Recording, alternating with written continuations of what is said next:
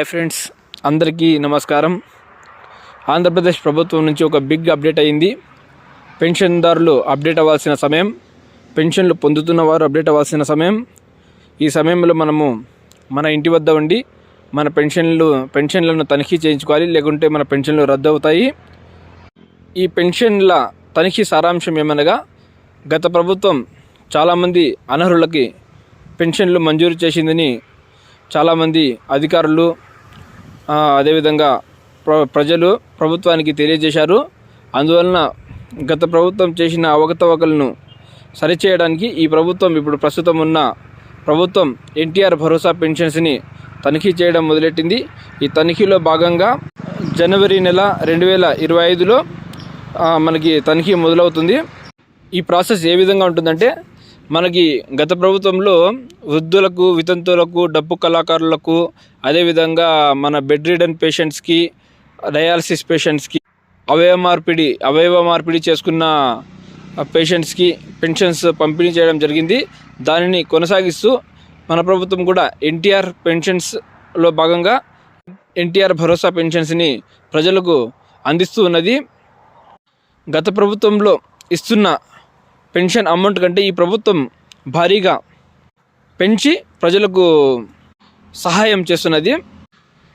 వృద్ధులకు, వితంతులకు గత ప్రభుత్వంలో 3,000 పెన్షన్ ఇస్తూ ఉండేవారు. ఈ ప్రభుత్వం వారికి 4,000 పెన్షను, అదేవిధంగా వికలాంగులకు 3,000 నుంచి 6,000కు, డయాలసిస్ పేషెంట్స్కి 5,000 నుంచి 10,000కు, అవయవ మార్పిడి చేసుకున్నటువంటి పేషెంట్స్కి 5,000 నుంచి 10,000కు, అదేవిధంగా డప్పు కళాకారులకు, ట్రాన్స్జెండర్స్కి, ప్రతి ఒక్కరికి ఎన్టీఆర్ పెన్షన్స్లో భాగంగా అమౌంట్ని పెంచి ప్రభుత్వం ప్రజలకు సచివాలయ సిబ్బంది ద్వారా ఇంటికి చేర్చడం జరుగుతున్నది.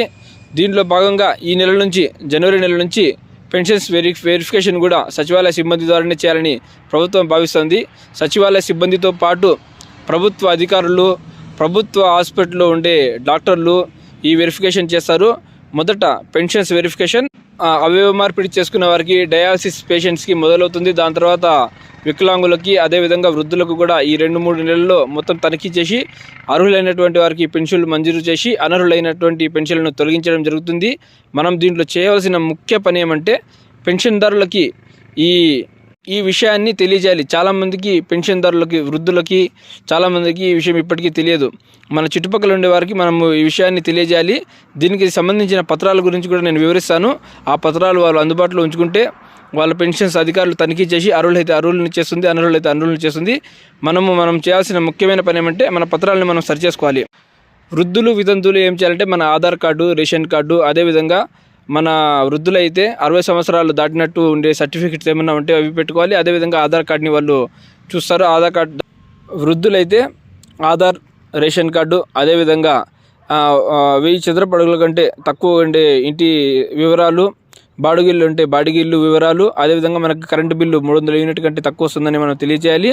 ఆ వికలాంగులైతే ఈ పత్రాలతో పాటు వాళ్ళ సదరం సర్టిఫికెట్లు 40% కంటే ఎక్కువ ఉండే పత్రాలను మనం సదరం సర్టిఫికెట్స్ అందుబాటులో ఉంచుకోవాలి. అదేవిధంగా వితంతువులకు వాళ్ళ భర్త చనిపోయిన డెత్ సర్టిఫికెట్తో పాటు Aadhaar card, ration card, current bill, ఇంటి పత్రాలు, అంటే మనకి 1000 చదరపు అడుగుల కంటే ఎక్కువ స్థలం ఉంటే మనకి అనర్హులని తెలియజేస్తారు. దానికంటే తక్కువ ఉంటే మనం అర్హులై ఉంటాము. ఈ పత్రాలను కూడా మనం అందుబాటులో ఉంచుకోవాలి. ఇంకా డయాలసిస్ పేషెంట్స్కి ప్రభుత్వ హాస్పిటల్లో మనకి తనిఖీ చేసి ఇచ్చినటువంటి పత్రాలు అందుబాటులో ఉంచుకోవాలి. అదేవిధంగా మనకి అవయవ మార్పిడి చేసుకునే వారికి డిశ్చార్జ్ సమ్మరీ, హాస్పిటల్లో మనము డిశ్చార్జ్ అంటే ఆపరేషన్ చేసుకున్న తర్వాత ఒక పేపర్ ఇచ్చి ఉంటారు, డిశ్చార్జ్ సమ్మరీని. ఆ పేపర్ మనం అందుబాటులో ఉంచుకోవాలి. ఇవన్నీ మన వద్ద అందుబాటులో ఉంటే మనము అర్హులవుతాము, అంటే అర్హులై ఉంటాము. ఒకవేళ మనం ఈ పత్రాలు మన వద్ద లేకుంటే అనర్హులు అవుతాము. మన పెన్షన్ని తొలగిస్తారు. ముఖ్యమైన విషయం ఏమంటే, మనము ఈ అధికారులు మన ఇంటి వద్దకే వస్తారు. ఆ టైంలో మనం ఇంటి వద్ద అధికారులకు అందుబాటులో ఉండి ఈ పత్రాలన్నీ వాళ్ళకి సమకూర్చి మన పెన్షన్ అర్హతను మనం వాళ్ళకి చేసుకోవాలి. లేకుంటే వాళ్ళు మన పెన్షన్ని హోల్డ్లో పెట్టేస్తారు, కొన్ని రోజులకి తొలగించేస్తారు. మనం ఈ 2 నెలలు మన అధికారులు మనకి ఒక నోటీస్ ఇంటికి చేరుస్తారు సచివాలయ సిబ్బంది ద్వారా. మనకి ఏ డేట్ ఇచ్చింటారో ఆ రోజు మనం ఇంటి వద్ద ఉంటే వారే వచ్చి ఇవన్నీ తనిఖీ చేసి వెళ్తారు. మళ్ళీ మనం అర్హులా అనర్హులా కాదనేది మన సచివాలయ సిబ్బంది మనకు తెలియజేస్తారు. ఫ్రెండ్స్, ఈ విషయం మీకు, ఈ డేటా మీకు ఉపయోగకరంగా ఉంటే తెలియని వాళ్ళకి తెలియజేయండి. అదేవిధంగా please subscribe my channel, share చేయండి. Thank you.